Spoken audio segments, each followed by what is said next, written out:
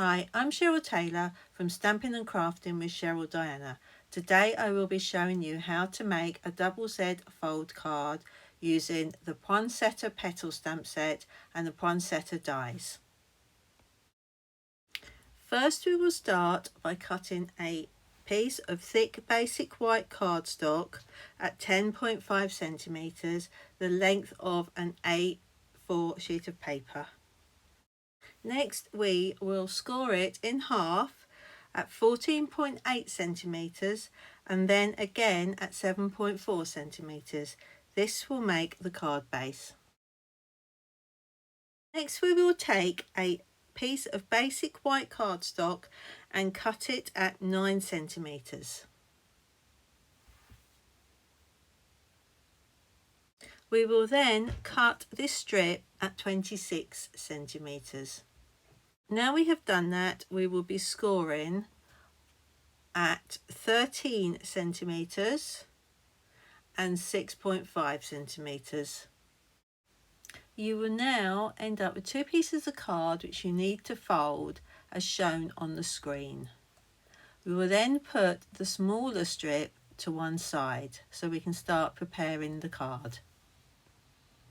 For this project I have decided to use the Tidings of Christmas 6x6 inch designer series paper. I chose 2 sheets from this lovely pack. I have then cut 2 pieces 10 centimeters by 7 centimeters and 1 piece 10 centimeters by 14.3 centimeters.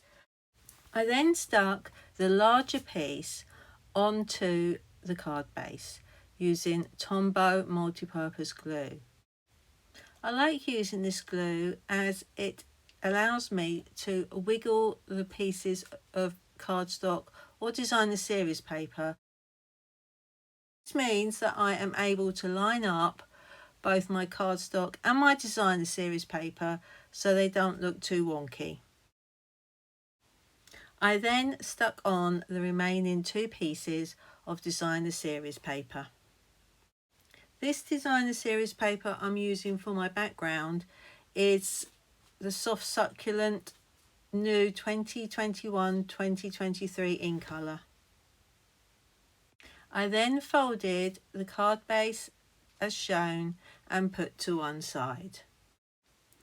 Now we are going to stick another piece of designer series paper onto the other piece of basic white cardstock. This was cut to 8.5 centimeters by 13.5 centimeters. Next I cut a piece of cherry cobbler cardstock 7.5 centimeters by 11.5 centimeters and a piece of basic white cardstock 7 centimeters by 11 centimeters. I then used the sentiment "Thank you for making this a wonderful season" from the Poinsettia Petal stamp set and the Evening Evergreen ink pad. I stamped the sentiment onto the basic white piece of card before sticking it onto the cherry cobbler side. First remembering to make sure that the sentiment was dry so it wouldn't smudge when I was sticking it. I then put the sentiment layer to one side. With the Poinsettia Petal stamp set you can also purchase the Poinsettia dies. I like using these ones because with the outline dies you can cut the cardstock and also emboss them at the same time. Here I'm just laying them out so you can see what they look like and to ensure the embossed die is in the correct place. If, like me, you sometimes spill a bit of adhesive onto your cardstock, I find using the adhesive rubber ideal to remove it. Once I was happy the glue was removed, I was then able to line up the sentiment matte layer and the 2 pieces for the card base just to see how they went together. I then die cut the Poinsettia petals out of cherry cobbler cardstock, the holly leaves out of Evening Evergreen cardstock and the seed heads out of 12 by 12 silver foil. You can see how the petals and the leaves are slightly embossed. Next, I sponged the outside of the middle poinsettia petal using Whisper White craft ink and a sponge dauber. This gives a frosted look to each petal. This is quite relaxing, and you can go over the edges again if you want a more in-depth colour. I then continued doing this onto the large poinsettia petal.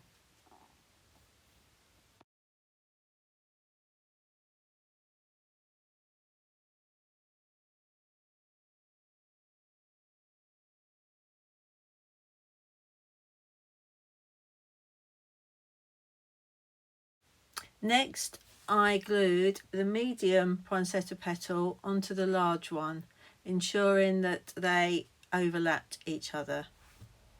Next, I used the Whisper White ink to sponge around the outside edges of the smaller poinsettia petal before sticking it onto the other two petals. As you can see, spacing the petals out. I then creased all of the petals to make it look more 3D. Sometimes pushing it into the palm of your hand makes it easier to crease it.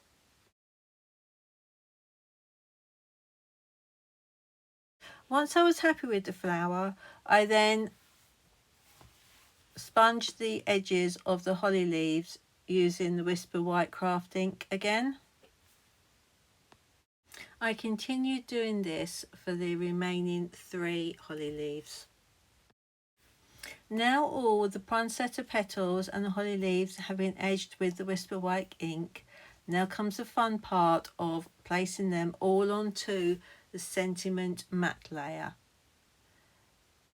It is worthwhile spending time doing this so you get the effect that you want, and also you can see if you've got any gaps that need filling. Once I had finally decided on how I wanted it to look, I was then able to glue each element of it onto the sentiment matte layer. First, I stuck the poinsettia petals flower onto the sentiment matte layer, and next I then glued the seed heads just behind it.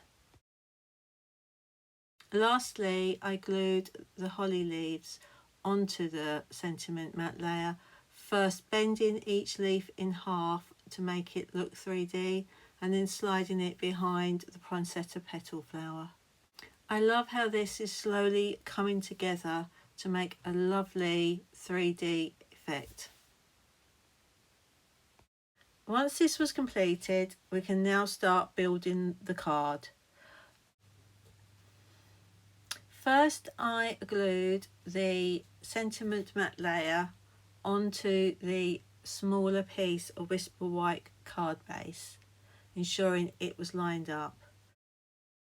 I decided the card needed a bit of bling, so I decided to use the rhinestone basic jewels and stuck an outer ring of 5 rhinestone basic jewels with one in the middle. I then decided I would just recrease the petals and the leaves again, as it was looking a bit flat. I then creased and bone folded all of the folds of both card base pieces to ensure that they lay flat. I now need to glue both card bases together, so being very careful to only glue half the top layer of the card base. I then fix it to the bottom card base, ensuring it is lined up, and then I can then stick the smaller flap onto the larger piece of the bottom card base.